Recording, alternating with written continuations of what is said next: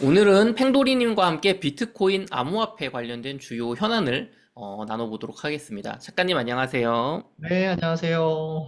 네, 작가님 반감기 지나고 나서 한 5만 5천 달러 선, 뭐 한때 5만 3천 달러까지 하락을 했던 비트코인이 트럼프의 암살 시도 이후에 급등을 해서 현재로서는 6만 4천 불, 원화 기준으로 9천만 원까지 회복을 했습니다.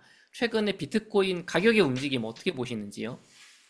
사실은 좀 많이 걱정을 했었거든요. 사실은 네. 아까 뭐 말씀하신 것처럼 5만 3천 달러 찍고 올라가긴 했는데, 그때 사실은 저희가 생각했던 거는 모든 지표가 하락 지표였거든요. 그래서 음. 사실은 시즌 종료라고 해도 사실은 큰 문제가 없을 정도로 많이 지표가 다 안 좋았고, 모든 지표가 다 깨져서 저 같은 경우 사실은 약간 이제 멘탈이 흔들릴 정도로 많이 안 좋았긴 했는데, 저희는 그래서 5만 달러만 안 깨지면 되겠다 생각을 하고 있었는데, 다행히 반등을 했고요. 다행히 뭐 트럼프 피격 사건 이후로 뭐 훨씬 더 좋아지긴 했는데, 음. 다행인 거는 원래 좀 좋아지고 있었거든요. 근데 좋아지는 거에 우리 럼프 형님께서 어쨌든 뭐 불을 지피지 않았나 이렇게 생각을 하고 있습니다. 그렇군요. 근데 또 한동안 이렇게 며칠 오르다가도 또 다시 흘러내리고 또 회복도 하고 이렇게 뭐 상승을 하다가도 이제 정말 끝인가 했다가 또 하락을 했었거든요. 또 하락이 나올 수 있을까요, 작가님? 지금 보면 이제 급격하게 상승을 했잖아요. 항상 급격한 상승 중에는 항상 다음에 좀 조정이 좀 있거든요. 지금 뭐 사실 건전한 조정이라고 보고 있고, 그래서 뭐 전문가들 사이에서 뭐 차트를 저는 잘 보지를 못하지만, 네. 차트를 잘 보는 사람들은 뭐 6만 1천만 지켜주면 된다. 뭐 음. 6만 2천에서 반등할 것이다.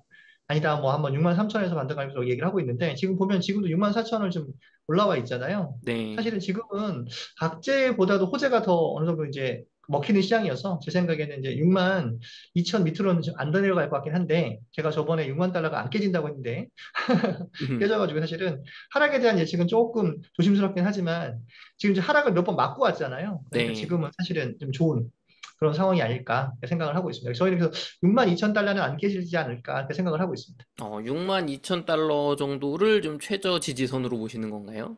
네, 8,500 밑으로 좀 안 내려가지 않을까 이렇게 생각하고 있어요. 8,500 밑으로. 알겠습니다. 그러면 사실 지금 밑에 폭이 얼마 없습니다. 지금 9천만 원이거든요, 작가님. 모나로 네, 기준으로. 맞아요. 그렇군요. 그러면 만약에 이제 근데 이제 그런 건 있을 것 같아요. 이 기준이 제가 이게 잘 이렇게 댓글들을 보다 보니까 어떤 분들은 장 중에, 그러니까 하루 중에 이렇게 내려가면은 이제 뭐 틀렸다 막 이러시는 분이 있고, 제가 볼 때는 저자님들은 뭐 일본 기준으로 얘기를 하시는 것 같거든요. 네, 그러니까 맞아요. 6만 원, 6만 달러였는데 한 5만 8천 불 떨어졌다가 뭐 다시 저녁에 돼서 6만 천으로 뭐 이렇게 끝났다 이러면 이제 일본 기준으로는 깨진 게 아닌 거를 말씀하시는 거죠? 그렇죠. 보통 그렇게 보고요. 지금 CME 갭이 뭐 5만 8천 달러 있다고 얘기를 하거든요. 그래서 뭐 그걸 메꾸러 가지 않겠냐, 뭐 이렇게 사람들도 얘기를 하는데, 음. 일시적으로 메꾸고 올라올 수도 있겠지만, 저희는 상승장에서는 보통 CME 갭을 잘 안 메우는 경우도 있거든요. 나중에 이제 음. 쭉 가다가 나중에 하락장에 메우는 경우도 있으니까, 지금 같은 경우는 분위기가 그 6만을 깨기는 좀 어렵지 않을까. 그리고 음. 블랙락 CEO 같은 경우도 항상 나와서 좋은 얘기를 좀 많이 하고 있잖아요. 그래서 저희 네. 생각은 그냥 6만 2천 정도는 지켜주지 않을까 이렇게 생각을 하고 있습니다. 음. 알겠습니다. 비트코인이 또 급락했던 이유 중에 하나로 독일 정부의 보유 비트코인 매각 이슈가 있었잖아요. 그래서 그동안 이게 뭐 거래소에서 매도를 막 많이 하다 보니까 비트코인 가격이 많이 떨어졌었는데, 또 뉴스를 제가 보다 보니까 비트코인 독일 정부가 가진 물량 중 나머지를 이제 거래소에서 매도를 안 하고 뭐 장외 거래로 매도를 한다고 들었거든요. 이건 좀 어떤 얘기인가요, 작가님? 장애 거래라는 건 이제 거래소 말고요. 우리가 이제 삼성전자 주식이나 어쨌든 SK 뭐 주식이나 이런 것들도 우리가 거래소에서 던지면 폭락을 하잖아요, 가격이. 그쵸. 그리고 거래소에 이제 가격에 미치는 영향이 크니까 오히려 그걸 사고 싶어 하는 사람, 아니면 팔고 싶어 하는 사람이 이제 쉽게 해서 1대1로 만나는 거죠. 그 가격에 음. 만나서 난 이 정도 사고 싶어요 해서 이제 현금으로 거래를 한다든가 계좌를 거래할 때 거래소에서 팔지 않고 거래를 하게 되면 가격에 영향을 미치지 않으니까. 그래서 음. 그러면 거래소에서 사고 파는 물량이 아니기 때문에 가격에 큰 영향을 미치진 않긴 하지만 나중에는 영향을 미치긴 하거든요. 음. 그래서 뭐 그 거래소에서 일단은 거래소 이외에서 거래하는 것들은 일단은 가격에 큰 영향을 먼저 미치진 않는다고 생각하시면 됩니다. 원래였으면은 뭐 한 만 개를 내가 살 건데 거래소에서 샀으면 가격을 올라갔을 텐데 저쪽 가서 밖에서 샀으니까 뭐 거래소에서 사는 물량이 주니까 뭐 간접적인 영향은 있다는 얘기이신 거잖아요. 그렇죠. 블랙락 아, 같은 경우는 지금 ETF를 하고 있잖아요. 근데 네. 블랙락은 ETF에서 비트코인을 살 때 장외 거래소 산다고 해요. 근데 음, 피델리티는 그냥 거래소 산다고 하거든요. 네. 그래서 피델리티가 사게 되면 사실은 우리 입장에서는 이렇게 눈에 보이는 거죠. 근데 음, 블랙락이 어쨌든 사긴 사는 거잖아요. 그럼 그쵸. 결국 나중 가격에 영향을 미치는 거죠. 장기적으로 좀 제한적으로 미치게 변했다, 독일 정부가. 네. 그럼 진작에 좀 이렇게 하지 왜 그동안 거래소 이렇게 팔아서 이렇게 혼란을 끼친 겁니까, 이거? 그러게요. 그러니까 우리가 사실은 되게 좋은 시나리오는 뭐였었냐면 제가 이제 항상 안타깝게 생각하는 게 그냥 지금 사실 마운트 국수 물량도 지금 나오면 안 되고 그다음에 독일 물량은 사실 지금 팔지 말고 사실은 하락장에 팔았으면 더 좋았거든요. 그럼 떨어질 더 음, 많이 떨어지면 우리 좀 싸게 살 수 있잖아요. 그래서 네. 25년이나 26년에 나왔으면 더 좋았을 뻔했는데 어쨌든 음, 지금은 이제 어쨌든 악재를 다 소멸하고 가는 시장이니까. 그 음, 다행히 악재나 호재는 선반영하거든요. 그러니까 지금 이제 네. 어쨌든 사실은 그 악재나 호재를 다 선반영하고 가는 시장이어서 저번만큼 그렇게 나쁘진 않다고 저는 이렇게 판단하고 있습니다. 네. 또 마운트 곡스발 요 물량도 정말 큰 악재였잖아요. 이게 뭐 비트코인 15년 묵은 이슈인데 네네. 일단은 상환 이슈가 대대적으로 터져서 어떤 면에서는 10년 묵은 체증이 이제 없어졌다. 그러니까 네. 만성 질환이 사라지는 거다. 결국엔 이게 호재다. 뭐 이런 얘기도 있거든요. 작가님은 좀 어떻게 보시는지요? 악재 소멸은 호재라고 봐야 되는 거고요. 음, 원래는 이제 우리가 이제 14만 개 정도 돼 있다고 얘기를 해요. 비트코인이. 근데 그중에서 이제 뭐 반 정도는 헤지펀드나 캐피탈에서 이제 미리 먼저 상환을 이제 쉽게 해서 이제 매도를 해서 현금화한 자산이 있고 그리고 이제 오늘 뭐 보니까 그런 얘기가 있더라고요. 그래서 이제 우리 측에서 우리 마운트복스 물량을 받은 사람들한테 설문조사를 했나 봐요. 네. 이거를 얘네 다 매도할 거야? 아니면 보유할 거야? 물어봤더니 보유가 반 이상이 넘어요. 아, 음. 왜냐면 지금 상이 좋아하는 장이 좋아지고 있으니까. 그럼 마운트 곡스는 저 독일 정부 거하고는 다르게 다 매도가 나오는 게 아니란 얘기시네요. 그렇죠. 개인 거니까 팔아도 되고 보유도 되고. 그래서 아, 18%인가 12% 정도, 뭐 10몇 퍼센트를 이미 먼저 벌써 지금 매도했다고 하더라고요. 근데 그럼, 50% 넘게는 나는 지금 그 홀딩하고 갖고 있을래요? 라고 하는 물량이 많기 때문에 사실은 뭐 음, 그렇게 크게 문제가 되지 않을 것 같고. 그다음에 이제 우리 주기영 대표가 온체인 데이터를 분석을 했다고 제가 정말 말씀 한번 드렸었는데, 그러면 이제 실현 시가총액이라는 게 있거든요. 그게 네. 뭐냐면 잠겨 있거나 잊어먹지 않고 지금 음, 활발하게 거래되는 비트코인 양의 1%밖에 안 된다고 해요. 아, 마운트 옥스 물량. 그러니까 그게 크진 않을 거다. 그러니까 사실은 그게 나오기 전에 사람들한테 그냥 악재, 심리적인 문제를 줬던 것 뿐이지 사실 오히려 터지고 나면 큰 문제는 없거든요. 악재의 소멸은 오히려 호재라고 볼 수 있는 거죠. 그래서 저는 그래서 그럼, 오히려 음, 잘 됐다 생각하고 있습니다. 그렇군요. 그럼 마운트 곡스는 사실 실제로 나온 건 아니고 나온다, 진짜 나온다. 그래서 떨어졌던 거잖아요, 지금. 네, 맞아요. 근데 실제로는 이게 분석해보니까 그렇게 양이 많지 않고 또 가격이 올라갈 걸 예상해서 팔지 않겠다고 하는 분들도 뭐 절반 이상 된다. 그렇죠. 아, 그렇군요. 그럼 이거는 뭐 정말 좀 호재라고 볼 수도 있을 것 같습니다, 진짜로. 그러니까 뭐 쉽게 그냥 설명드리면 아까 말씀드렸지만 악재의 소멸은 그냥 호재라고 보시는 게 맞지 음, 않을까 싶어요. 알겠습니다. 또 작가님 또 7월 16일이죠. 지금 오늘이 저희가 지금 이 녹화하는 시간이 19일이니까 네네. 지금 3일 전 얘기인데 비트코인 ETF에 4.2억 달러가 유입이 되면서 6주 만에 최대 규모의 자금이 유입되었다고 합니다. 그 이유가 좀 뭘까요? 그러니까 모든 자산 시장에서 주식, 뭐 부동산, 아니면 뭐 코인 모든 것 중에서 가장 큰 호재가 뭐라고 생각하는지 한번 고민해 보면 가격이거든요. 네. 가격이 싸면 들어오는 거죠. 그러니까 기관 음, 입장에서 보면 가격이 싸면 들어온 거거든요. 그러니까 네. 개미는 다 던질 때 기관은 산 거죠. 아, 그러니까 우리가 참 아이러니한 게 개인은 다 던지고 있는 개미들은 다 던지고 있는데 네. 고래는 사고 있었어요. 지금 제가 믿고 있는 건 뭐냐면 지금 고래는 온체인에 있어서 계속 사고 있거든요. 음, 그럼 저희는 돈을 벌려면 많이 들었잖아요. 네. 개미랑 반대로 하면 된다. 그럼 지금 어떻게 되겠죠? 사야죠. 사야 된다. 어, 이게 저도 최근에 응달님하고 인터뷰하면서 이제 뭐 얘기 나누다 보니까 지금 우리 개인은 4개월의 조정장 동안 막 이 시즌 종료 얘기하면서 막 파는데 사실 고래들은 계속 그걸 사모았다라는 얘기를 저도 들었는데 많이 사모았나요, 그들이? 많이 샀죠. 저 같은 경우 제가 다른 방송에서 말씀했었는데 제가 제 책에 말씀드렸었잖아요. 제가 그때 이더리움 물탄 얘기를 하면서 이제 네. 이더리움 정말 지긋지긋한데 이더리움을 계속 사고 있다고 말씀드렸었거든요. 그게 네. 벌써 2달 전이에요. 제가 음, 매일 하루에 10만 원 사요, 20만 원 사요, 어떨 땐 100만 원 사요. 이렇게 떨어지면 좀 100만 원씩 사고, 네. 그다음에 조정 뭐 변화폭이 없어 20만 원 사고, 오르면 10만 원 사고 계속 사는 거죠. 음. 왜냐면 그게 제 CD에 큰 도움이 되진 않을지언정 어쨌든 간에 계속 사고 있는 행위를 통해서 내가 마음의 위안을 얻는 거죠. 아. 그래서 저는 지금도 말씀드렸지만 500만 원 이하에서 이더리움을 사는 건 괜찮다. 음. 그러니까 지금 계속 사니까 그때 샀던 게 지금 사실은 이익이거든요. 그리고 제가 또 잘한 것 중에 하나가 뭐냐면 얼마를 안 샀지만 지금 온도 파이낸스 있잖아요. 그것도 한 1200원대 샀더니 지금 수익이 한 20% 돼요. 어. 그러니까 다른 사람들이 도망갈 때 음. 할 수 있는 용기가 사실은 개미랑 반대로 행동하는 거잖아요. 네. 그러면 어쨌든 나중에 수익을 얻을 확률이 높다는 거죠. 그래서 온체인 데이터를 분석해 보니까 작가님처럼 이게 고래들이나 혹은 이제 기관들은 실제로 많이 우리가 팔 때 개미가 팔 때 사 모았다더라. 그렇죠. 그러니까 기관처럼 행동을 해줘야 되는 게 맞는 거죠. 아, 그렇군요. 그 기관 얘기하니까 지금 또 비트코인 ETF를 운영하는 기관의 수장들은 제가 뉴스를 미국 게 막 뉴스 보니까 뭐 연일 그냥 암호화폐 찬양 일색이에요, 요즘 들어보면.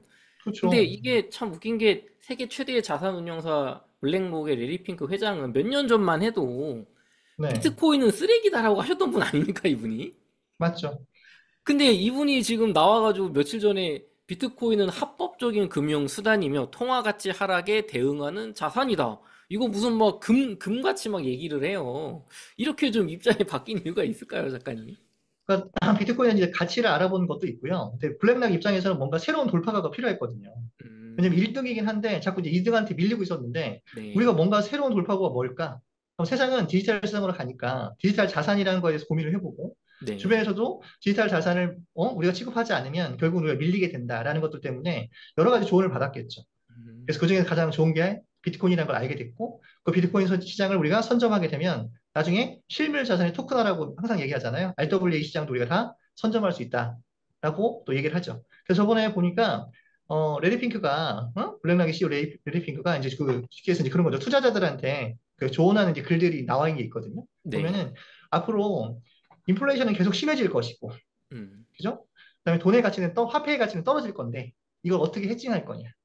그중에 가장 뛰어난 가치 중에 하나가 우리의 디지털 금인 비트코인인 것 같다. 그러니 음, 우리는 비트코인에 목숨을 건다. 음, 거의 그런 비슷한 내용이었거든요. 그러니까 쉽게 얘기해서 화폐의 가치는 달러는 찍을수록 계속 떨어지니까 우리는 이걸 네, 해칭할 수 있는 수단이 필요하고 우리가 은퇴한 세대들한테 비트코인의 투자 펀드를 권하는 이유 중에 하나가 뭐냐면 우리는 앞으로 더 많은 돈이 필요하고 화폐의 가치는 떨어지고 그럼 이걸 보존할 수 있는 가치가 물건이 뭐가 있을까? 상품이 뭐가 있을까? 생각해 봤을 때 우리는 비트코인을 선택했다 이렇게 말씀하시더라고요. 그래서 어우 정말 감명 깊었는데 음, 어쨌든 간에 선구자들은 알고 있다는 거죠.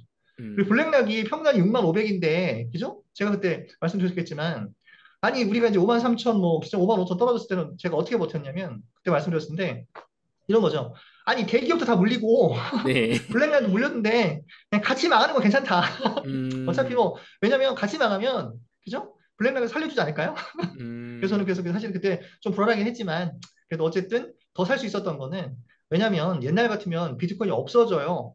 그죠? 그건 정말 그냥 데이터 조각이에요. 그죠? 그냥 음, 데이터 쓰레기 이렇게 이런 데 말들이 2018년, 2019년 엄청 많았지만, 네, 지금 뭐 미국에서 정식으로 자산으로 편입한 상황에서 음, 없애지는 않을 거다. 그리고 만약에 음, 비트코인이 망하면 블랙락이 망한다. 네. 그러니까 저는 그런 마음을 가지고 투자를 했던 것 같아요. 아, 지금 그럼 블랙록이나 이거 미국 ETF 그 투자하신 분들은 평단이 얼마가 돼 있나요, 비트코인이? 6만 500이에요.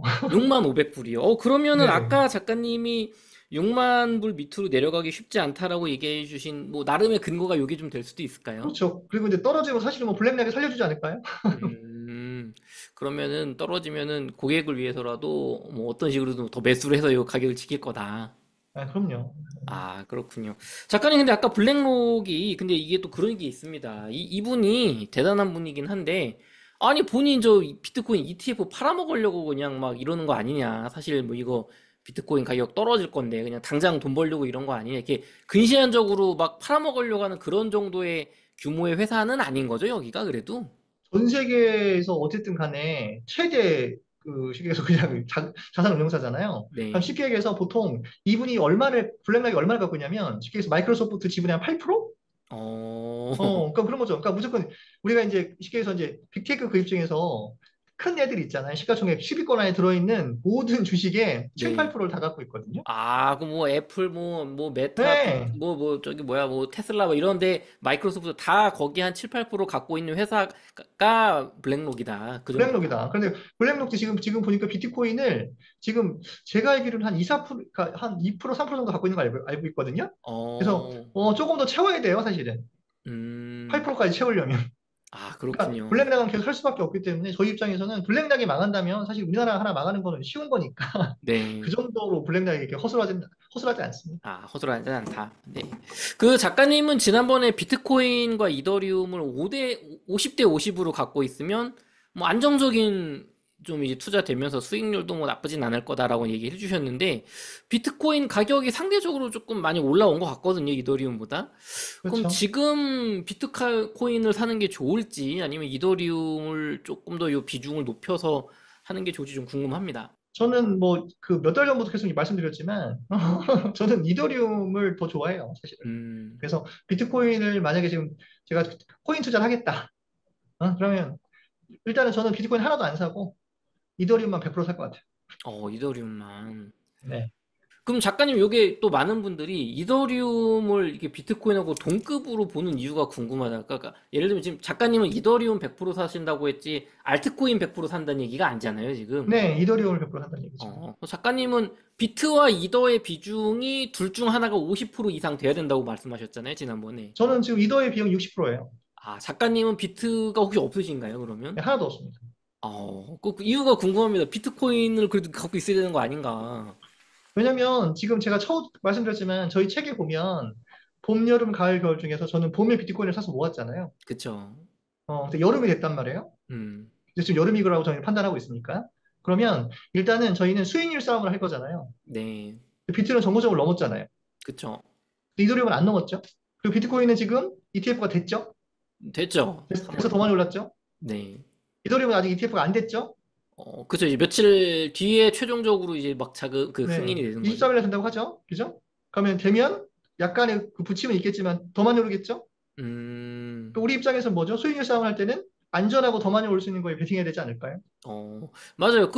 근데 말씀해 주신 거에서 답이 있는데, 많은 분들은 수익률이 이더리움이 더 높을 수 있다는 건 알겠어. 근데 이더리움이 비트코인만큼 안전한가에 대한 이제 의문이 있으신 거거든요. ETF가 승인됐죠. 네. 그럼 정식 자산이 된 거죠. 네. 그럼 저는 안전하다고 봅니다. 미국에서 인정한 자산이다. 블랙록이 인정한 자산이다. 그렇죠. 아, 알겠습니다. 그러면은 지금 뭐 비트코인과 이더리움을 뭐 비중으로 나는 아무래도 이더리움의 100%는 못 사겠다 막 이런 분들이 있으실 것 같은데 그럼 이더리움 반 비트코인 반 사라고 하는 그 5대5 포트폴리오에서 지금 가격에서는 좀 어느 정도로 조정을 하면 좀 좋을지 8대2죠. 8대2 이더리움이 네. 8. 네. 아, 알겠습니다. 네. 이어서 조금 더 이어서 얘기해 보도록 할게요. 작가님, 트럼프 전 대통령 암살 시도가 실패한 뒤에 비트코인 가격이 급등했잖아요. 물론 그 전에 작가님 말씀처럼 조금 바닥 찍고 회복하는 느낌이 있었지만 진짜 이 소식 이후로 급등을 했거든요. 트럼프 대통령의 암살 시도와 비트코인 가격 급등의 뭐 배경, 원인은 좀 무엇이 있을까요? 일단 사실은 우리가 지금 굉장히 그때 우리는 그냥 웃어 넘길 수 있는 사건일 수도 있겠지만 사실은 그럴 리 없겠지만 트럼프 대통령이 만약에 사망했다. 그러면 이제 저도 죽는 거고 비트코인 투자들은 다 죽은 거죠. 그날 아, 사실은 트럼프가 비트코인을 살린 거죠. 트럼프 전 대통령이 만약에 암살이 되었으면 비트코인은 죽은 거였나요, 그날? 비트코인 다 죽는 거죠. 그리고 코인 어, 시장도 거의 다 이제 죽은 거라고 봐야죠. 이 이유가 궁금합니다, 작가님 먼저. 왜냐하면 사실은 바닥에서 조금 반등하고 있었잖아요. 네. 그러면 더 떨어졌겠죠. 실방 매물이 더 많이 나왔겠죠. 아, 왜냐하면 트럼프 대통령이 나는 암호화폐 대통령이야. 나는 비트코인 대통령이야. 나는 정말 좋아해. 응? 음, 난 정책적으로 많이 좋아할 거야. 라고 얘기했고, 아까 다음에 또 질문 중에도 있겠지만, 저 입장에서는 지금 비트코인 그죠? 컨퍼런스에 트럼프가 나가기로 돼 있단 말이에요. 그쵸. 그 정도로 지금 트럼프는 암호화폐를 좋아하는데, 그죠? 음, 대통령이 밀어준다고 했는데, 근데 그 대통령이 없어지면 음, 비트코인을 싫어하는 민주당이 어떻게 집권할 수도 있겠죠. 그쵸. 왜냐하면 공화당에서 지금 트럼프를 대체할 만한 사람이 그렇게 쉽지 않거든요. 아, 네. 그러면 바이든이 또 될 수도 있겠죠? 그쵸. 그러면 이제 지금처럼 또 게리 겐슬러가 우리 괴롭히고, 그죠? 음. 바이든이 또 뭐 거부하고 그러면 아, 또 암호화폐의 미래는 또 암울하구나. 이렇게 생각할 수 있겠죠. 아. 또 트럼프의 정책 중에 하나가 뭐냐면 그거죠. 자, 나는 중국을 칠 거야. 난 네. 중국이랑 싸울 거야. 그죠? 그럼 나는 무조건 미국 우선주의, 자국 우선주의. 그죠? 그러면 결국 뭐냐면 우리는 강력한 미국을 위해서 미국은 이제 싸워야 돼. 그죠? 파이팅이라고 얘기한 것처럼 USA랑 그러니까 우리는 US를 위해 싸울 거야. 결국은 벽을 세울 거야. 장벽을 네. 세울 거야. 그죠? 그럼 우리는 블록 경제로 갈 거야. 담을 쌓을 거야. 그러면 담을 쌓고 고립된 경제에서 필요한 게 뭐냐면 국경을 넘는 화폐거든요. 음. 비트코인이죠. 아. 그런 의미에서라도 트럼프 대통령의 경제 정책은 비트코인이 더 중요할 수밖에 없다는 말씀이시네요. 그렇죠. 그러면 유럽도 중국도 사실은 비트코인을 다시 한번 생각할 수 있는 계기가 되겠죠. 미국과 통화적으로 뭔가 원활하게 무역을 하려면 비트코인만한 게 없다. 아니, 그러니까 무역을 떠나서 음, 달러 표기 자산이잖아요. 달러를 그쵸. 획득할 때 필요한 게 비트코인이니까. 아, 달러를, 야, 근데 지금은 작가님, 저희가 뭐 달러는 사실 네. 뭐, 이렇게 달러가 뭐 귀하다고 하지만, 강달러라고 하지만 이게 달러를 획득을 못 한다, 막 이런 건 사실 생각을 안 하고 있는데, 그건 트럼프 우리나라기 때문에 대통령이 그런 되면 정말 거죠. 그렇게 될까요? 그럼요. 아니, 그냥 우리나라기 때문에 달러를 구하기 쉬운 거지. 중국 달러 구하기 어렵죠. 음, 아프리카는 후진국일수록 달러를 구하기 어렵거든요. 그렇긴 나라에서 많이 하죠. 바꿔주지도 않고. 네, 대신 비트코인은 달러 표기 자산이잖아요. 그럼 네. 비트코인을 갖고 있으면 내가 달러를 갖고 있는 거랑 마찬가지니까. 아, 그리고 확실하다. 국경을 전송할 수도 있고. 그쵸. 작가님, 그럼 트럼프 지지율이 이렇게 좀 이 암살 시도가 실패한 이후에 올라가다 보니까 트럼프 대통령을 싫어하던 일론 머스크도 갑자기 막 트럼프 지지 선언하고 막 여기저기서 연예인들도 지지 선언하고 공화당에서도 지지 선언하고 지금 대세가 트럼프인 것 같거든요. 작가님은 트럼프가 대통령이 되는 게 비트코인, 나아가서 알트코인 가격이 유리하다고 말씀해 주신 바가 있습니다. 이유가 무엇일까요? 일단 트럼프가 되면 비트코인이 살면 당연히 알트코인이 사는 거잖아요. 음, 그리고 이전까지 총격이나 피격을 뭐 당해서 살아난 대통령들은 다 대통령이 됐거든요. 네. 예전 레이건도 마찬가지고. 그러니까 일단은 비트코인 자산에서는 일단은 비트코인을 좋아하는 사람이 되면 좋잖아요. 그리고 트럼프 그렇죠. 성격이 자기를 좋아하는 사람은 엄청 좋아해주고 자기를 음, 싫어하는 사람은 엄청 싫어하거든요. 네. 그래서 지금 보면은 제이미 다이먼을 자기 뭐 그 경제부 장관으로 안 치겠다는 이유가 뭐냐면 예전에 칭찬을 많이 했어요. 아, 그래요? 그러니까 단순하거든요. 그러니까 트럼프 입장에서는 저는 비트코인을 좋아해요. 그리고 암호화폐에 우호적이에요. 음, 나라를 위해서 중국에 뺏기면 안 돼요. 우리는 음, 이걸 지켜내야 됩니다. 이렇게 나가게 되면 우리 입장에서는 훨씬 좋은 거죠. 그쵸. 그러니까 음, 우리는 트럼프가 되게 되면 사실은 세계 경제를 떠나서 암호화폐 입장에서는 되게 좋은 거고, 근데 음. 사실은 되게 웃긴 것 중에 하나는 뭐냐면 트럼프의 정책을 바이든도 그대로 했어요. 아, 그런가요? 바이든은 같이 반 때리기. 암호화폐 아닌가요? 아, 그러니까 암호화폐는 마찬가지인데 무역적으로 전 세계적으로 보면 중국 정책 경제, 보면 똑같잖아요. 맞아요. 말은 막 이렇게 좋게 하는데 네. 중국은 계속 치더라고요. 예, 그리고 또 뭐 쉽게 해서 원래 민주당은 이민자를 받아야 되거든요. 근데 국경 음, 방어하면서 이번에 안 받고. 그러니까 어떻게 보면은 미국은 미국을 위한 우선주의잖아요. 그러니까 누가 네. 되든 사실은 똑같긴 한데 음, 사실은 트럼프가 되든 바이든이 되든 요번 다음번에도 미국을 위한 정책인 거지 우리를 위한 정책은 없거든요. 네. 미국이 뭐 다른 나라 생각하겠어요? 일단 자기들이 잘 살아야 되는 거지. 네. 그러니까 누가 대통령이 되든 뭐 세계 경제 밀수냐는 비슷하긴 하겠지만 그냥 단순히 우리 코인 투자자 입장에서는 그래도 바이든보다는 코인을 좋아하는 음, 그죠? 아니 그리고 어쨌든 간에 항상 얘기를 하잖아요. 나는 그 중국에 뺏길 수 없어. 그리고 네. 미국에서 그 비트코인 다 채굴했으면 좋겠어. 음. 이렇게 얘기를 하는 대통령을 되는 게 낫지 않을까요? 맞아요. 그리고 트럼프는 저거 밈 코인도 막 하고 발행도 하고 저 멜라니아 여사도 막 코인 발행을 하셨다고 뭐 얘기가 있더라고요. 예, 뭐 NFT를 지금 네 번째 NFT를 발행하신다고 하고 또 음, 이더리움도 많이 들고 있다고 하더라고요. 그래서 음. 저는 오히려 와 우리 트럼프 형님 이더리움도 많고 되게 좋다 이렇게 생각하고 있었습니다. 근데 이렇게 트럼프, 그러니까 사실 지난번 선거만 해도 이런 암호화폐가 정치하고는 연관이 안 됐던 것 같은데 지금은 바이든 대통령도 그렇고 트럼프 전 대통령도 그렇고 암호화폐를 투자하는 유권자들의 마음을 얻기 위해 노력을 많이 하는 것 같은데 이제 암호화폐 투자자들이 숫자가 미국에서도 많이 늘어나서 그런 걸까요, 작가님?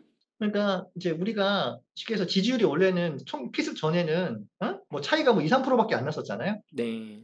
그러면은 미국의 인구가 3억 4천만 정도 된다고 해요. 음. 근데 그 중에서 우리가 이제 암호화폐, 그래서 비트코인을 투자하는 인구가 4,600만 명 정도 된다고 해요. 한 10%좀 그러면은 넘네요, 쉽게 이게. 얘기해서 13% 정도 될 거예요. 13% 정도. 음. 그러면 13% 정도의 인구가 캐스팅 보드가 되는 거죠. 아. 얘네가 어디를 붙느냐에 따라서 대통령이 향방에 갈리는 거죠. 그쵸, 그쵸. 아. 그러니까 우리나라로 따지면 충청도가 어디를 찍느냐가 되게 중요한 것처럼 음. 비슷한 거죠. 그러니까 캐스팅 보드를 잡고 있는 입장이 이제 쉽게 해서 비트코인 투자자가 되는 거죠. 음. 저 13%가 똑똑한 애들이거든요. 미국에서는 오히려 비트코인을 하는 애들이 학력도 높고 똑똑한 사람들이 많이 한다고 얘기를 하니까 음. 오히려 그 스마트 머니라고 쉽게 해서 그냥 뭐 생각하는 그 정도는 아닐지 모르겠지만 어쨌든 간에 얘네 입장에서는 경찰의 입장에서는 그 13%가 굉장히 중요하다고 생각하시면 됩니다. 음. 그렇군요. 그 작가님, 이건 약간 이제 다른 측면의 질문인데, 암호화폐 쪽이 아니라 세계 전반적인 경제 호황 측면에서도 트럼프의 공화당이 좀 더 낫다고 보시는 건가요, 혹시? 아까 말씀드렸지만 경제 호황이나 이런 것들은 민주당이든 트럼프는 똑같을 거예요. 아, 근데 문제는 똑같다고 뭐냐면 보시는군요. 트럼프는 일단은 이제 관세를 매기자고 하잖아요. 그죠? 나는 관세 네. 많이 매길 거야. 지금 걱정이 뭐냐면 관세를 많이 이제 쉽게 해서 이제 부과를 하면 응? 음. 물가가 높아지는 측면이 있거든요. 그죠. 수입 물가가 올라가는 거 예. 아닙니까? 그리고 거기다가 나는 법인세 내릴 거야. 음. 그죠? 그럼 결국은 뭐예요? 돈을 또 푸는 거잖아요. 그럼 그쵸. 쉽게 해서 저는 걱정이 뭐냐면 초반에 경기가 막 좋다가 물가가 올라가면 어쩔 수 없이 금리 인상을 해야 되는 상황이 올 수도 있거든요. 아. 우리가 21년에 금리 인상할 거야라고서부터 이제 비트코인이 다 떨어지기 시작했으니까 네. 금리를 트럼프가 쭉 내리다가 어느 순간 갑자기 나 금리 인상할 거야. 그럼 그때부터는 다 부서질 수 있겠죠. 아. 근데 많이 부서질까 봐 사실은 걱정이 되기도 하는데 저 입장에서는 미리 돈을 빼놓으면 많이 부서졌을 때 사면 되겠죠. 음. 이제 그렇게 생각하면 되니까 오히려 저는 트럼프가 좋다는 이유가 뭐냐면 올릴 때 확실하게 올려주고 떨어질 때 확실하게 떨어뜨려주고 요번에도 뭐라고 하냐면 야 파월 너 금리 내리지 마. 내가 너 안 자를 테니까. 왜 그런 말을 할까요? 내가 내릴게. 아. 그게 음. 지금 미국 경제를 위해서 금리 인하하면 하면 안 된다는 얘기가 아닌가요? 그런 건 아니죠. 트럼프는 그런 거 하는 사람이 아, 내 아니니까. 임기가 됐을 때 해야 된다는. 내가 내릴게. 내가 얘기가 되면. 내가 내려서 이렇게 경제 경기를 좀 더 활성화하는 좋게 돈을 만들어 내가 줄게. 가질게.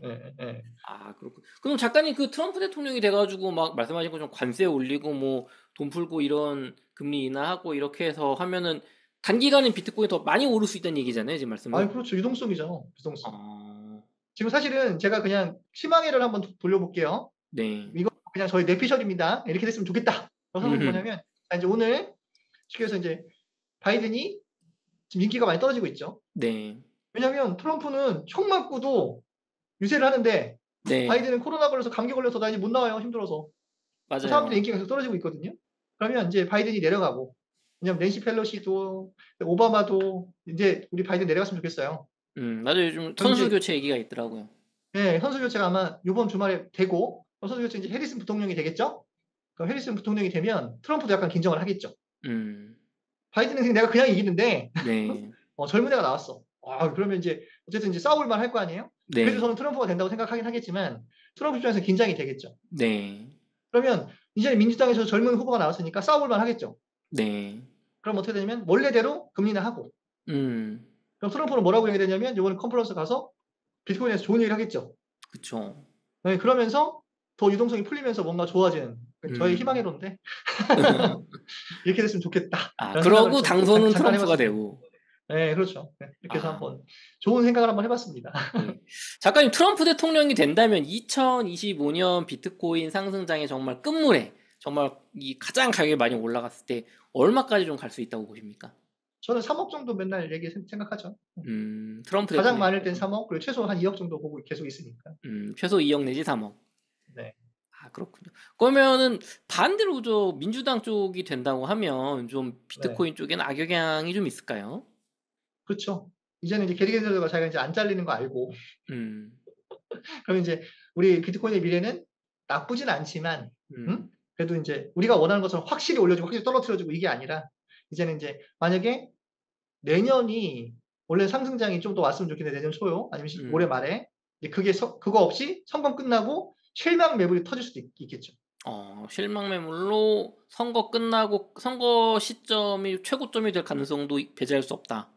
저는 그래서 좀 사실은 민주당이 된다고 하면은 비중을 많이 줄일 생각입니다. 아, 그럼 작가님 민주당 쪽에서 대통령이 당선될 것 같다고 하면 선거 끝날 시점에 좀 파시겠다 그런 생각이 많이 팔 있으신가요? 거예요. 많이 파시겠다. 네. 아, 그럼 50% 정도 파시는 건가요? 아니요, 80% 팔아야죠. 아, 그렇게 많이 파시는 거군요. 네네네.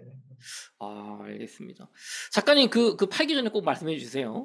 네, 저희 알겠습니다. 웅달 책방 시청자분이 꼭 말씀해 주세요. 그 네. 요즘 그 지정학적인 얘기 조금 해볼게요. 미국의 극심한 네네. 정치적인 분열에 대한 우려가 좀 있습니다. 지금 그 대통령 후보를 암살 시도까지 했던 거잖아요. 그러니까 네네네. 미국이 대선이 끝난 다음에 패배한 쪽에서 승복을 하지 않고 이 총이 있는 나라다 보니까 이거 정말 내전 상태나 무력 충돌 막 극심한 사회적 혼란이 올 수 있다라는 분석도 일각에선 있거든요. 실제로 뭐 트럼프 대통령을 지금 암살하려고 하는 상황이고 트럼프 쪽 진영도 이미 막 부정선거다 이번 그 2016년 선거가 막 이런 얘기 하고 있잖아요. 2020년에. 그러니까 이게 만약에 대통령 선거가 끝났는데 미국이 막 극심한 정치적 혼란, 사회적 혼란에 빠지면 이게 불확실성 때문에 비트코인 뭐 못 올라가거나 그러는 건 아닐까요? 떨어지거나? 근데 지금 보면은 근데 그 뭐 쉽게 해서 그냥 지지율이 아까 말씀드린 2, 3% 정도면은 혼란이 올 수 있다고 판단하겠지만 네, 지금처럼 트럼프가 뭐 한 60 몇 프로, 음, 바이든이 12% 이렇게 나오잖아요. 네, 이거는 음, 사실은 승복해야죠. 승복될 거다. 이제 예. 그리고 지지율 그 격차가 커질 요즘 거다. 예, 그리고 요즘은 트럼프가 거의 이제는 완전히 대통령처럼 얘기를 하잖아요. 네, 그래서 바이든을 그 쉽게 해서 이제 우리 얘기로 하면 뒷담화하거나 음, 안 좋게 얘기하는 것보다는 "미국 전체를 통합해야 된다. 우리 강한 음, 미국을 만들어야 된다." 그죠? 그 화해와 통합의 메시지를 계속 던진 게 뭐냐면 "나는 대통령이니까 음, 우리 인제 미국 같이 싸워야 돼. 근데 우리 내부 음, 주경향이 아니라 우리 중국이랑 싸워야 돼." 그리고 또 트럼프는 또 유럽도 별로 안 좋아하거든요. 네, 그러니까 "우리는 딱 우리끼리 잘 살면 돼. 우리끼리 잘 음, 뭉쳐서 하자." 그 얘기거든요. 그래서 그때도 우리가 트럼프가 총 받고 나서 파이팅을 외쳤을 때 그죠? 청중들이 다 USA를 외쳤잖아요. 네, 그게 이제 자국 우선주의로 가자. 뭐 그런 메시지니까 오히려 트럼프가 되고 났을 때 제가 볼 때 내란은 뭐 거의 1000분의 1도 그럴 일은 없을 거라고 생각합니다. 그럴 일 없을 것이다. 네. 알겠습니다. 네, 그 비트코인 컨퍼런스 아까 얘기 계속 해주셨는데 트럼프가 네. 비트코인 2024 컨퍼런스에 연사로 참여한다는 얘기가 화제가 됐습니다. 우선 먼저 궁금한 게요. 네. 비트코인 2024 컨퍼런스는 좀 어떤 행사인가요? 이게 영향력이 있는 행사인가요, 작가님? 아유, 비트코인 뭐 최대 행사라고 보시면 되고요, 미국에서. 음, 그래서 내시빌이라는 데서 열리는데 25일부터 27일 동안 열리거든요. 근데 이제 거기에 누가 나오냐? 그냥 뭐 그래서 트럼프만 나오는 게 아니고 우리가 다 좋아하는 우리 세일러 형님 나오시고요. 그다음에 마이클 우리 세일러. 네, 그다음에 우리 돈나무 누님, 캐시우도 나오시고요. 네. 그다음에 이제 우리 무소속 대통령 후보 있잖아요. 음, 로버트 프란시스 케네디 주니어. 네. 그분도 엄청 좋아하죠. 우리가 뭐 비트코인으로 맞아요, 맞아요. 부채를 그러시죠. 백업해야 된다 뭐 이 정도 말씀하시는. 그리고 그러니까 엄청난 연사들이 나오고 그리고 또 인제 사람들이 좀 간과하는 것 중에 하나가 뭐냐면 거기가 테네시주거든요. 네. 테네시주는 공화당 우세 지역이에요. 아, 공화당. 그러니까 쉽게 얘기해서 그냥 트럼프가 안 가도 거기 무조건 이기거든요. 네. 근데 거길 굳이 트럼프가 가잖아요. 그럼 이게 선거하러 가는 건 유세하러 가는 건 아니네요, 그냥 진짜. 인사하는 건 아니고 가서 쉽게 해서 내가 좀 더 전략적으로 더 넓은 우리 암호화폐에 우리 칩을 다 흡수하겠다. 오늘 얘기 음, 나온 것 중에 하나가 뭐냐면 트럼프가 비트코인을 미국의 전략적 자산으로 삼아야 어, 된다라고 지금 그런 찌라시들이 돌아요. 찌라시가, 말한 건 근데 아니군요. 쉽게 해서 뭐 정식 소식들은 아니지만 근데 어느 정도 이게 신빙성 있는 얘기로 그런 음, 얘기가 자꾸 돌거든요. 그러면 미국이 그래서 전략적 자산으로 비트코인을 선택했다라는 음. 말이 만약에 그날 이제 트럼프가 딱 얘기를 하면 그때는 이제 비트코인은 제 생각에 1억 바로 뚫을 거예요. 그 말이 정말 공식적으로 나오면 1억 뚫을 거다, 네. 바로. 그렇죠. 우리 트럼프 형님께서 그 말을 공식적으로 하는 순간 저는 1억을 뚫을 거라고 보고 그리고 이제 제가 듣기로는 어떤 얘기까지 들었냐면 트럼프랑 사진 찍으려면 비트코인 한 개 내야 돼. 비트코인 하나 주면 같이 사진도 찍어주고. 그러니까 뭐냐면 진짜요. 정말 우리 럼프 형님은 타고난 그 전략가와 음, 쇼맨십과 네. 속맞고도 그 정도 할 수 있는 사람 별로 없거든요. 그렇죠. 그러네요. 그러면은 네. 작가님 이 비트코인 2024 컨퍼런스 보통은 여기에서는 좀 뭐 어떤 내용을 다루는 그런 컨퍼런스인가요, 여기선? 그런 건 보통 이제 우리가 이제 비트코인을 어떻게 사용할 거예요. 사용률 폭이 얼마큼 넓어졌어요. 음, 그다음에 이제 쉽게 해서 이제 우리 암호화폐 관계자들이 나와서 우리는 어느 정도 개발을 뭘 하고 있어요. 뭐 이런 거 보통 얘기를 하는 건데, 음, 요번에는 어쨌든 정치적 행사가 된 거죠. 트럼프가 오는 것 때문에. 아, 그렇군요. 그럼 마이클 세일러 이분은 또 그 마이크로 스트레티지의 대장님 아닙니까? 이분 맞죠? 비트코인을 막 뭐 몇만 개씩 사시는 분인데 한 번에 사실 때. 아유, 최고죠. 예, 근데 요번에 막 비트 가격 많이 떨어졌을 때 욕 많이 먹었거든요. 뭐 요즘 잘 지내시고 있나요? 아니, 근데 평당이 3만 얼마예요? 그렇군요. 남 걱정할 때는 아니고요. 연예인 걱정하실 필요 없습니다. 아, 우리 걱정을 그렇군요. 해야지. 네. 근데 마이클 세일러 이분은 어떻게 보면은 그냥 그 차트를 제가 한번 봤는데 네, 저점에서 사는 게 아니라 어떻게 보면 뭐 고점일 때도 많이 사시더라고요. 그럼요. 근데 이분은 그냥 꾸준히 그냥 사시다 보니까 말씀하신 것처럼 평단이 3만 달러가 되는 것 같거든요. 네. 뭐냐면 그냥 돈 생길 때 사시는 분이거든요. 네. 그러니까 제가 이분을 지금 이제 많이 되게 존경하는 이유가 뭐냐면 그렇게 욕을 먹어도 계속 사잖아요. 근데 네. 제가 지난 뭐 방송에서 말씀드렸는지 모르겠지만 작년에 비트코인을 아무 때나 사도 수익이죠. 그쵸. 작년이었으면 무조건 수익이죠. 네, 그렇죠. 그럼 마이클 세일러는 그때 아무 때나 샀죠. 그쵸. 그때 비싸도 사고 싸도 사고 그죠. 네. 결국 수익이죠. 그쵸. 작년 기준으로 비싸다 사들지 지금 기준으로 무조건 싼 거죠. 그죠. 그러면 누가 이긴 건가요? 아, 그렇군요. 누가 현명한 투자자죠? 저 같은 경우도 제가 막 말씀드렸지만 이더리움을 계속 산다고 그랬잖아요. 10만 원, 20만 원씩. 그죠? 네. 근데 그때 뭐 막 시즌 아웃일 수도 있겠지만 저는 음. 경험상 이더리움은 저번에 한번 제 책에도 썼지만 4년 전에 안 망했잖아요. 네. 그러니까 이번에도 안 망하겠죠? 그러니까 저는 돈 생길 때마다 지금 사실 불안하면 이더리움을 사는 거죠. 음. ETF도 있으니까. 네, 이더리움 얘기 이어서 나눠보도록 하겠습니다. 작가님, 이더리움 현물 ETF가 곧 출시된다고 합니다. 지난번에 뭐 한 달 전인가 뭐 이더리움 이제 ETF 통과됐다 뭐 그런 얘기 나왔는데 이게 실제로 뭐 출시됐던 게 아닌가 봐요. 근데 이제는 그 ETF는 두 단계로 나눌 수 있잖아요. 서류상.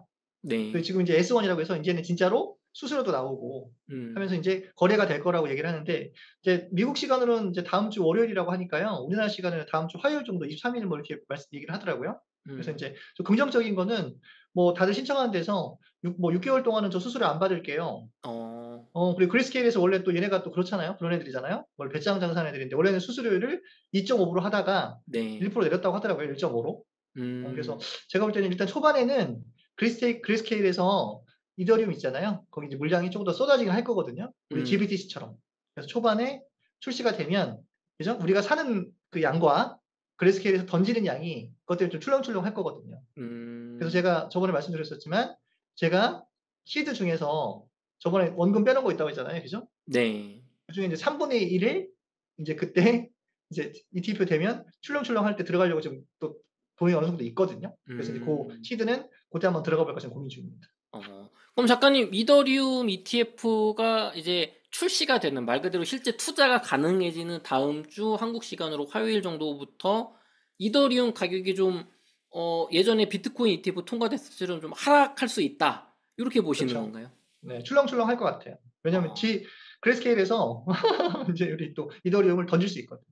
그레이스케일이 이더리움을 던진다. 이것도 혹시 모르시는 분들이 있을 것 같아서 조금 설명 부탁드릴게요. 그레이스케일 신탁이라고 해서 기관들이 예전에 합법적으로 비트코인이나 이더리움을 투자하지 못할 때 네. 그레이스케일이라는 회사를 통해서 그래서 이제 대신 투자를 하도록 만든 거죠. 그 상품이거든요. 그래서 신탁 회사를 GBTC라는 건 통해서, 뭐냐면 그쵸? 그레이스케일, 그죠? 네. 이제 우리 비트코인 이런 것처럼 그래서 이제 그거를 살 수 있게 만들었었는데 그 비트코인을 좀 더 기관이 비싸게 샀으면 플러스 프리미엄이 붙는 거고 다른 데보다 인기가 없어서 마이너스가 붙으면 좀 싸게 사기도 하고 뭐 이렇게 했던 건데 네. 예전에 그 비트코인은 그 프리미엄이 그냥 마이너스가 뭐 1%, 2%였었는데 예전에 이더리움 마이너스 10% 이렇게 간 적도 있었거든요. 어. 그러니까 기관들이 싸게 산 이더리움이 있어요.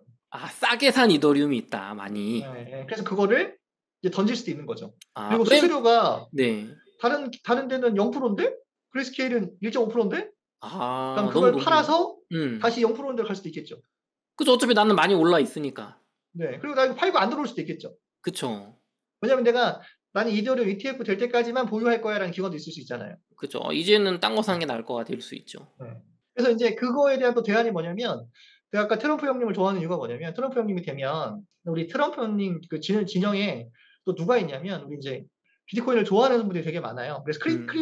우리 뭐 쉽게 해서 그냥 크립토맘이라고 해서 헤스터 피어스 의원이 있거든요. 그분이 네. 뭐라고 하냐면 야 이더리움 ETF 우리 스테이킹 기능도 추가해줘야 된다. 음. 우린 그것 때문에 지금 사실 인기가 없을 수 있잖아. 어? 뭘로 그거 사냐? 그냥 우리 스테이킹하면 되지. 맞아요. 그 실제로 스테이킹에 빠져서 지금 이더리움 ETF 이거 뭐 앙고 없는 찐빵이다 그러고 있잖아요.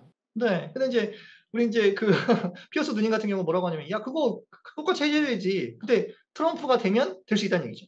아, 트럼프가 되면 근데 기관은 그걸 거래소 가서 개인이 사기가 어려우니까 ETF 음, 상품을 통해서 사잖아요. 근데 네. 어쨌든 기관이 들어올 수 있는 물꼬를 텄다는 건 아주 좋은 거고요. 음, 사실 스테이킹까지 되게 되면은 훨씬 더 좋은 거죠. 근데 음, 이번 민주당 정부에서는 안 될 수 있겠지만 네. 다음번에 혹시 이제 트럼프가 되게 되면 이것도 이제 허용해 준다는 얘기가 계속 나오니까 네. 호재일 수 있겠죠.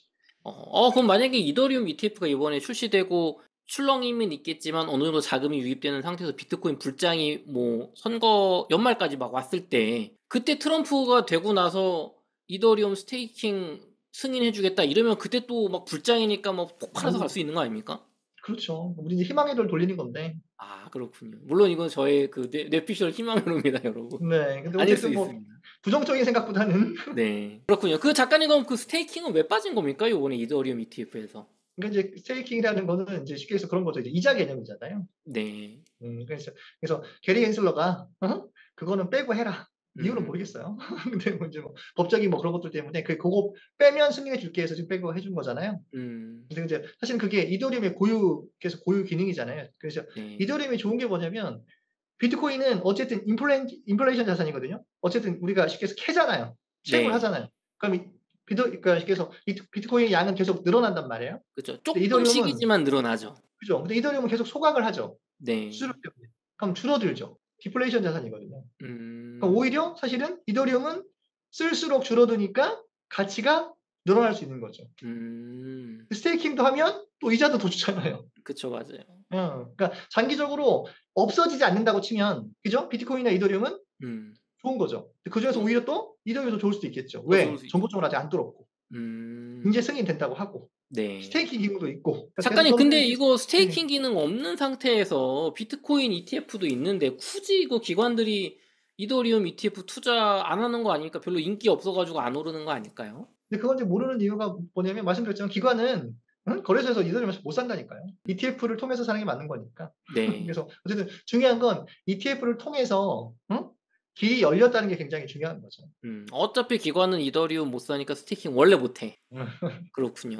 네. 알겠습니다. 아, 그러면 진짜 그 트럼프가 돼서 ETF를 통해서 스테이킹을 할 수 있게 되면은 기관 입장에서는 못 하던 걸 하게 되는 거니까 그건 진짜 호재일 수 있겠네요. 생각해 보니까. 그렇죠. 기관이라는 게 쉽게 해서 연기금 뭐 이런 큰 기관들은 사실은 뭐 우리가 거래소 들어가서 뭐 비트코인을 직접 사지 않잖아요. ETF를 네. 통해서 하는 것처럼. 그래서 헤지 펀드 같은 경우는 접근을 가능할지 모르겠지만 어쨌든 큰 기관들은 ETF를 통해 들어오니까 거기다 이제 스테이킹 기능까지 더해주면 좋겠다라고 이제 우리 이제 얘기를 하는 거죠. 헤스터 피어스 의원은 어쨌든 기능이 원래 있는데 지금은 어쨌든 그건 없이 지금 승인해 줬으니까 음. 나중에는 꼭 이거를 추가하는 게 맞는 거다. 그러니까 제 음. 생각에는 게리 겐슬러가 잘리고 새로운 그죠? SEC 위원장이 오면 그다음에 네. 어쨌든 공화당이 좀 친화적으로 가고 있잖아요. 이거 우리 네. 비트코인 중국에 뺏기면 안 돼. 뭐 네. 그렇게 얘기를 하는 상황이니까 제가 볼 때 좀 긍정적이지 않을까 싶어요. 그 작가님, 작가님은 7월부터 미국에서 유동성을 늘릴 것이다. 비트 가격도 그에 맞춰서 상승할 수 있다. 물론 이 7월이라는 게 정확히 7월 초가 아니고 7월부터 늘리기 시작할 거니까 그 효과는 이제 뭐 8월, 9월에 나타날 수도 있다는 얘기입니다. 전제가 있습니다, 여러분. 어쨌든 이제 유동성이 이제 뭐 이렇게 긴축 국면에서 이제 유동성이 풀리는 국면으로 변화하는 시점이 7월이다라고 얘기해 주셨거든요. 현재까지 비트코인 가격도 그렇게 가고 있는 것 같은데 실제로 미국에서 유동성이 증가를 좀 하고 있나요? 그러니까 이제 우리가 그 미국의 그 채권에 대해서 좀 생각을 좀 해봐야 되는데 채권 네. 중에서 이제 단기채가 있거든요. 네. 단기채 중에서 만기가 1년 미만인 걸 초단기채라고 얘기를 해요. 그래서 이제 그거를 뭐 전문적인 예로 얘기 뭐 그 용어로 그러니까 트레저리 빌이라고 얘기를 하거든요. 그러니까 네.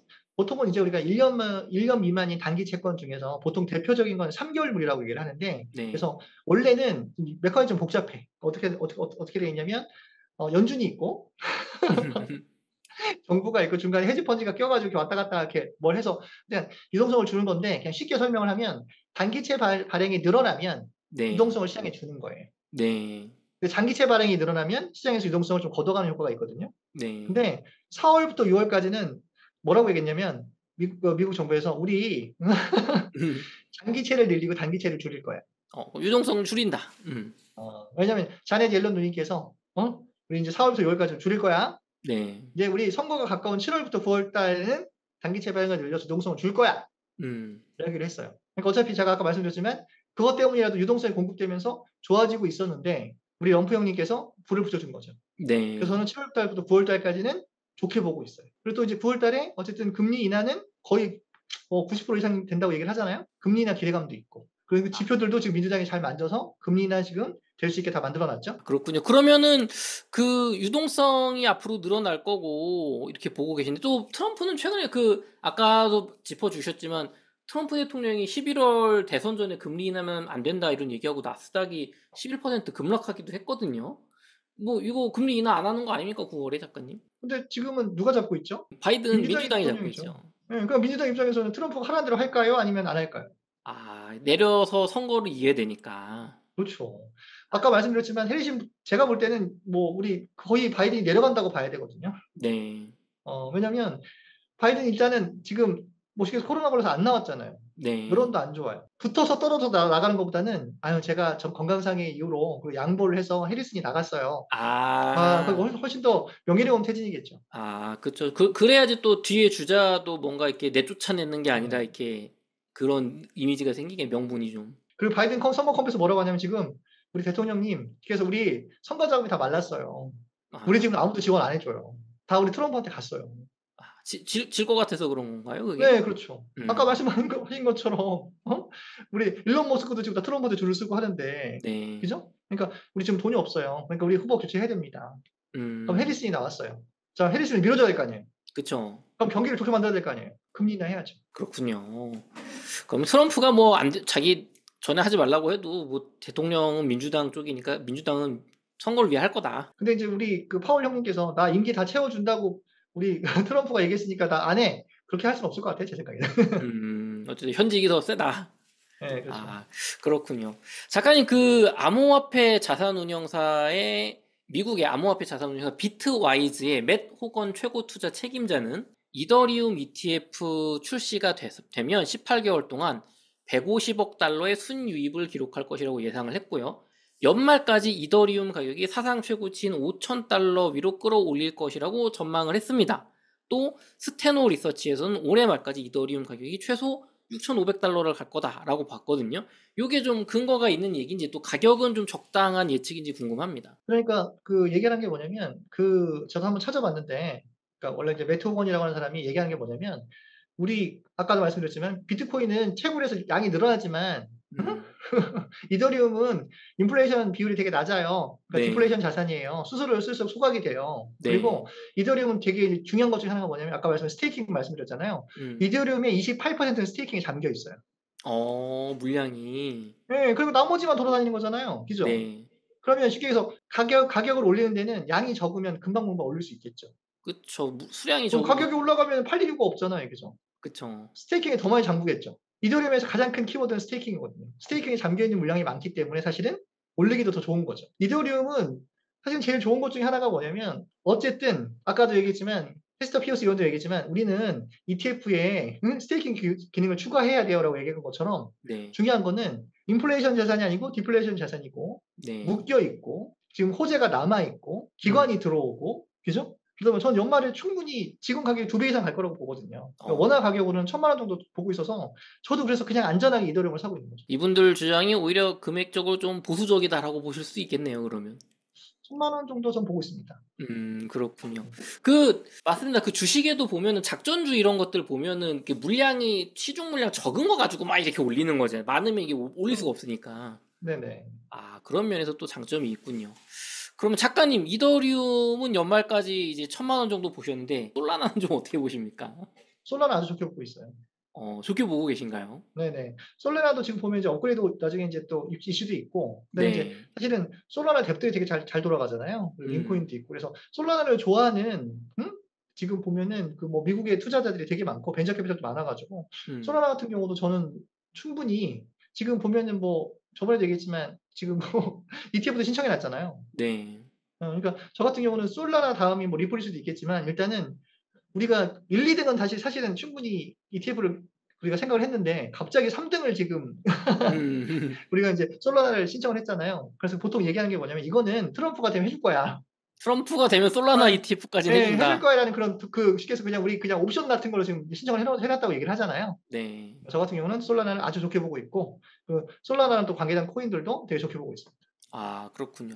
작가님, 그 솔라나 ETF 얘기 좀 해볼게요. 그 이더리움 ETF 통과되고 나서, 아니, 이더리움이 되면 솔라나가 안 될 이유가 뭐가 있냐? 그리고 그 뒤에 있는 뭐, 다른 코인들을 ETF 안 될 이유가 뭐가 있냐라는 말이 나오고 있는데, 솔라나 ETF나 이런 다른 ETF들 통과 가능성 얼마나 보십니까? 근데 뭐 사실은 올해 안에는 힘들어요. 올해 안에는 힘들고 올해 안엔 힘들다. 예, 올해 안에 힘들고 이제 우리 트럼프 형님 되시고 그럼 아까 말씀드렸지만 이제 암호화폐를 좋아하시는 분들 요번에 부통령도 그죠? 비트코인 한 20만 달러 넘게 갖고 있다고 제가 알고 있거든요. 네. 그러니까 부통령 자체도 지금 사실은 젊고 39살이고 음, 비트코인의 친화적이고 주변에 공화당에서 비트코인의 친화적이고 그러다 네. 보면 솔라나를 하나 해주면 그다음부터 알트코인 중에서 시가총액이 높고 괜찮은 애들은 ETF가 되겠죠. 근데 시간이 필요하겠죠. 그래서 올해 안에는 사실 좀 힘들고 내년 초나 뭐 그죠? 내년까지는 아마 좀 기대해봐도 되지 않을까. 근데 그 기대감만으로도 사실은 충분히 많이 오를 수 있지 않을까.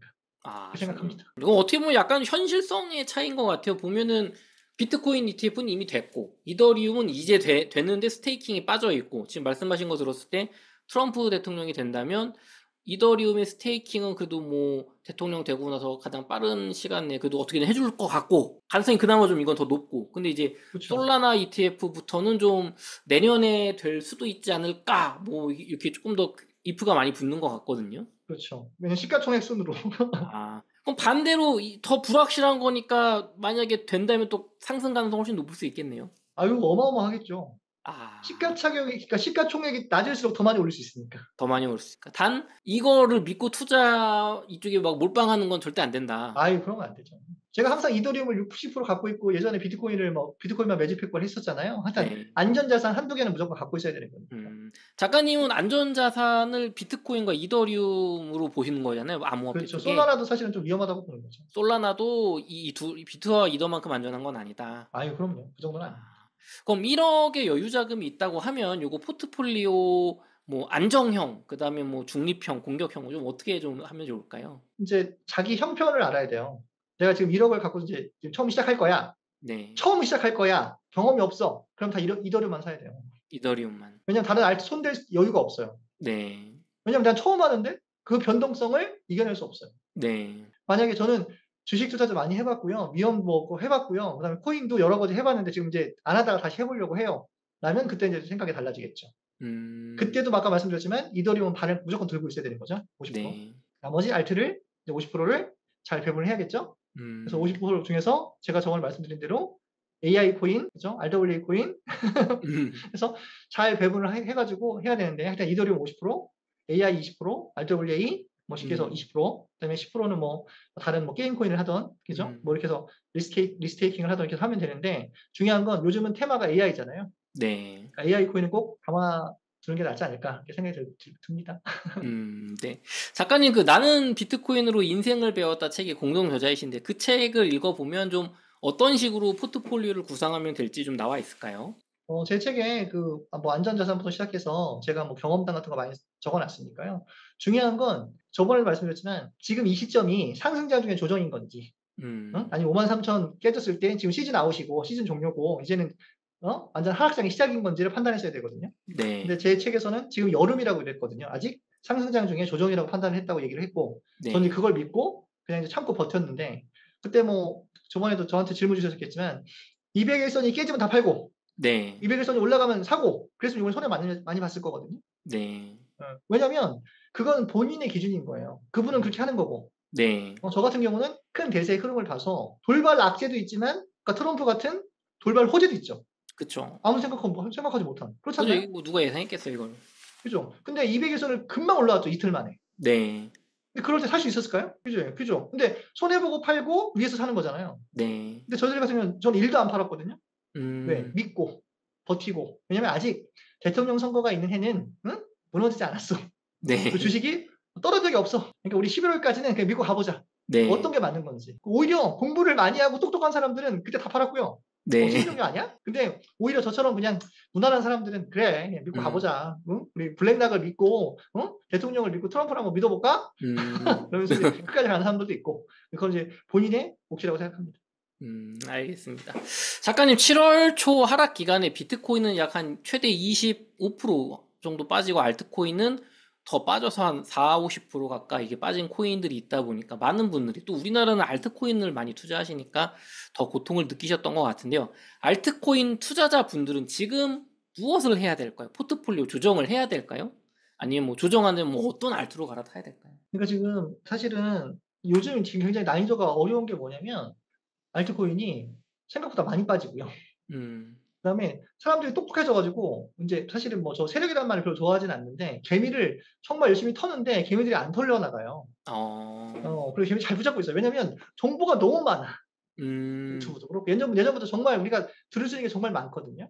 똑똑해졌어. 네, 얘네들을 털려면 기간 조정, 가격 조정을 길게 줘야 털잖아요. 그래야 가벼워서 올라갈 수 있으니까. 네, 그러니까 사실은 포트폴리오를 좀 정리할 때 아까 말씀드렸지만 지금 테마가 뭐야? 그죠? 음, 3분기에 테슬라도 뭐 AI 한다고 하고 그다음에 뭐 챗GPT도 뭐 3분기에 뭐가 또 나온다고 하고 그럼 결국은 AI 아니야? 네, 그러면 내 포트 중에 AI가 몇 개가 있지? 생각을 해봐야겠죠, 그죠? 네, 그리고 갑자기 물량이 막 풀린 것들이 있어요. 제가 이제 온도 같은 거 되게 좋아한다고 그랬잖아요. 네. 근데 온도도 내년 되면 갑자기 물량이 2배가 풀리거든요. 오, 두 배가 풀리나요? 네, 그러면은 어떻게 되냐면 가격이 또 폭락하겠죠. 아, 그러니까 이거는 이제 물론 온도에서도 얘기할 수 있겠죠. 우리 그냥 그거 그냥 다 안 풀어. 이번에 월드코인이 그랬거든요. 네, 뭐 개발자 물량이 얼마를 해서 다 원래 던졌어야 되는데 이번에 우리 80%는 그냥 락업해서 2년 있다가 팔게. 음, 그래서 지금 월드코인이 갑자기 확 올랐었잖아요. 네, 그래서 요즘 뭐냐면 락업 해제 이게 굉장히 큰 이슈니까 그거 잘 보면서 알트코인 선택하셔야 되고요. 그다음에 이제 국코인들 옛날 거 새로 만들어진 것들 이거 비율을 좀 잘 잡아야 됩니다. 오늘부터 가상자산 보호법 시행되잖아요. 네, 그래서 이제 거래소에 현금 맡겨놓으면 이자 나오죠. 네, 이게 뭐냐면 이제부터는 정말 공지사항 잘 보고 음, 알트코인 투자할 때 없어질 만한 거라면 안 되잖아요. 그쵸. 그러니까 이제 잘 선택해서 하셔야 돼요. 알겠습니다. 포트폴리오를 딱, 구성할 때 하여튼 음, 없어질 만한 거 하시면 안 돼요. 없어지지 않을 만한 건 어떻게 찾나요, 작가님? 시가총액이 일단 좀 크면 좋고 음, 우리나라 거래소와 해외 거래소에 두 개 있으면 좋겠죠. 음, 근데 우리나라에만 있고 거래량도 비썸이나 뭐 오피트에 하나만 나오고 네, 그죠? 그런 것도 좀 위험할 수 있겠죠. 주식거래 중에서. 조심해라. 네, 그래서 하여튼 중요한 거는 항상 그래서 분산을 좀 해야 됩니다. 네, 이 돈은 안 없어지잖아요. 그쵸. 그래서 이 돈 항상 50% 갖고 있다고 제가 아까 말씀드린 이유가 그래서 그런 거고 음, AI 코인 중에서 시가총액 큰 거, 그러니까 안전한 것들 이상한 거 하지 말고. 네. 알겠습니다. 작가님, 뭐 끝으로 저희 웅달책방 시청자분들을 위한 한 말씀 부탁드리겠습니다. 정말 코인 하시는 분들 정말 힘들었을 거예요. 저도 많이 힘들었고 주변에서 힘들다는 얘기 많이 들었었는데 사실은 우리가 버틴 것만큼 참아온 만큼 힘들어온 만큼 사실은 큰 수익을 기대하는 거잖아요. 제가 이제 책에도 썼지만 참지 못하고 버티지 못하면 그만큼의 수익을 올릴 수 없다고 제가 항상 얘기를 하는 건데 내가 좀 많이 참고 어려운 것만큼 그리고 위험을 감수한 것만큼 사실은 수익을 얻을 수 있으니까 지금 거의 끝에 다 왔다고 생각합니다. 사실은 7월부터 9월 달까지는 나쁘게 보는 사람이 거의 없거든요. 그러니까 7월부터 9월까지는 이제 저희 핫썸머라고 하는데 어느 정도 좋아질 거라고 생각을 하고 저희 이제 내피셜이지만 다음 주에 우리 비트코인 컨퍼런스에서 우리 트럼프 형님께서 좋은 얘기 많이 하셔가지고 바로 음, 정고점을 뚫었을 하는 그런 마음으로 한번 기원해 봅니다. 음, 알겠습니다. 이렇게 해서 나는 비트코인으로 인생을 배웠다의 공동 저자이신 팽도리님과의 인터뷰를 마치도록 하겠습니다. 긴 시간 동안 인사이트 수고 많으셨습니다. 감사합니다. 네, 감사합니다.